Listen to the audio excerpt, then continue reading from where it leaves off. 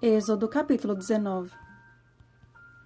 Agora, pois, se diligentemente ouvirdes a minha voz e guardares a minha aliança, então sereis a minha propriedade peculiar dentre todos os povos, porque toda a terra é minha. Versículo 5. Avançando na jornada, Israel acampou em frente do Monte Sinai. Ao saberem que o Senhor lhes falaria, ficaram cheios de expectativa. A ordem foi para que Moisés purificasse o povo. Todos deveriam lavar as suas vestes para ir à presença do Senhor.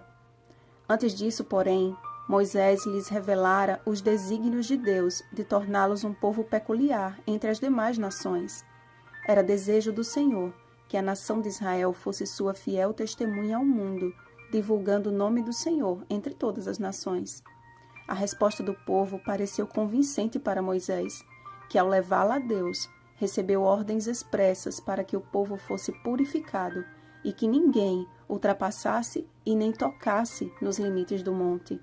E após uma cerimônia de purificação, Deus se revelou através de trovões e relâmpagos e uma espessa nuvem sobre o monte e muito forte clangor de trombeta. Mesmo após terem visto os prodígios de Deus no Egito e de terem passado pelo Mar Vermelho a seco, nada poderia se comparar à experiência que tiveram ao pé do Sinai. Até então, os filhos de Israel só tinham visto os milagres de Deus. Precisavam conhecer o Deus dos milagres. Acostumados com os deuses de ouro do Egito, muitos cogitaram a ideia de ver o Senhor e esculpir-lhe as formas em imagem. Mas todos, a não ser por Moisés e Arão, foram proibidos de subir ao Monte Sinai, algo que o Senhor teve o cuidado de reforçar, a fim de que ninguém fosse ferido. As manifestações da presença de Deus fez o povo estremecer. Todo o Monte Sinai fumegava, todo o monte tremia grandemente, e o clangor da trombeta ia aumentando cada vez mais. Israel teve um prenúncio da segunda vinda de Cristo. Este episódio é um tipo do tempo que antecede o retorno de Jesus à Terra.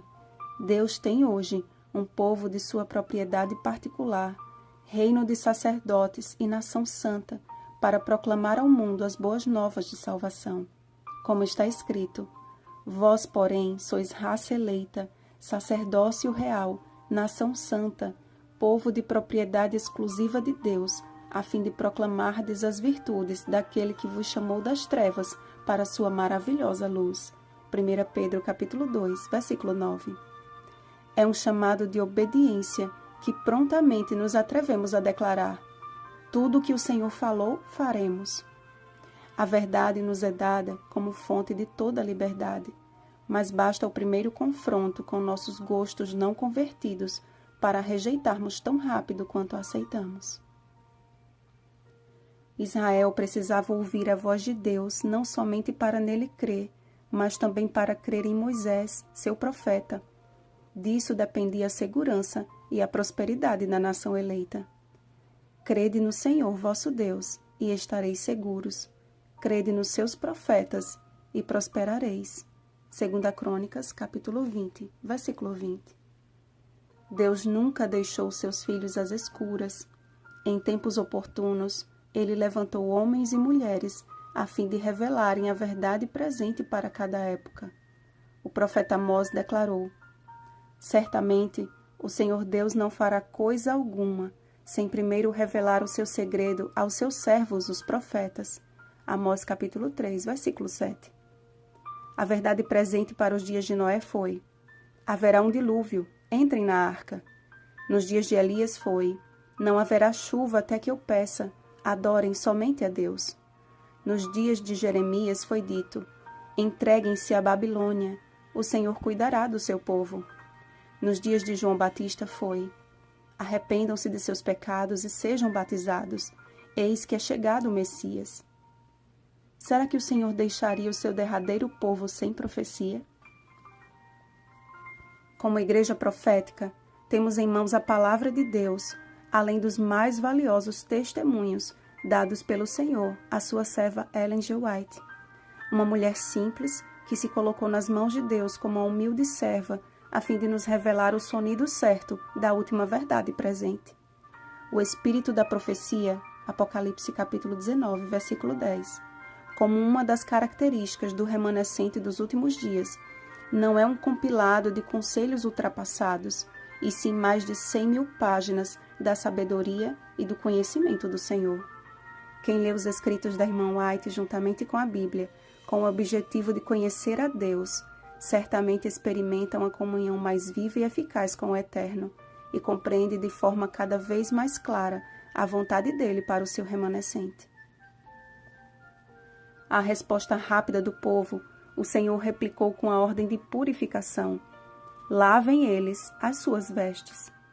Assim como a palavra de Deus nos aponta para ele, o Espírito de profecia tem a mesma função.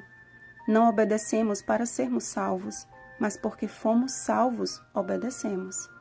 Primeiro, Israel foi liberto do Egito, para depois receber a lei. Primeiro, somos lavados pelo sangue de Cristo, para depois darmos os nossos primeiros passos na nova vida. Primeiro, Jesus perdoa, só depois ele diz: vai e não peques mais. João capítulo 8, versículo 11. Eu creio que esta será a geração que verá as manifestações sobrenaturais do Senhor quando ele vier com toda a sua glória. Mateus capítulo 24, versículos 30 a 31. E a purificação que nos habilitará a contemplar a face de Jesus não será o lavar das nossas vestes materiais, não por obras de justiça praticadas por nós, mas pelo lavar regenerador e renovador do Espírito Santo. Tito, capítulo 3, versículo 5. O Senhor deseja te purificar. Você aceita? Bem-aventurados aqueles que lavam as suas vestiduras no sangue do Cordeiro, para que lhes assista o direito à árvore da vida e entrem na cidade pelas portas. Apocalipse, capítulo 22, versículo 14. Bom dia, lavados pelo sangue de Cristo. Rosana Garcia Barros.